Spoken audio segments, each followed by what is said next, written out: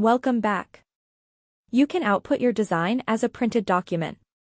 To do that, you can go to this share button and you're going to see that there is an element here that says print your design. Once you open up this menu, you can either search for the kind of document that you want to output to, or you can choose one of the outputs available inside of Canva. Assuming that what you want to do is to create a mouse pad, you can click mouse pad. Now, to do this, we're going to click on resize design for the mouse pad, and basically you can order your mouse pads direct from Canva according to the pricing in the drop-down menu. Now, if you want to print to a different document or a second merchandise print item, it's a good idea to go to your homepage and to access the document that you were using at the very beginning. You want to select that document. What you're then going to do is you're going to go back, you're then going to share again. You are then going to print your design, and this time you're going to choose the element that you want to work with. Now you're going to be choosing a second element.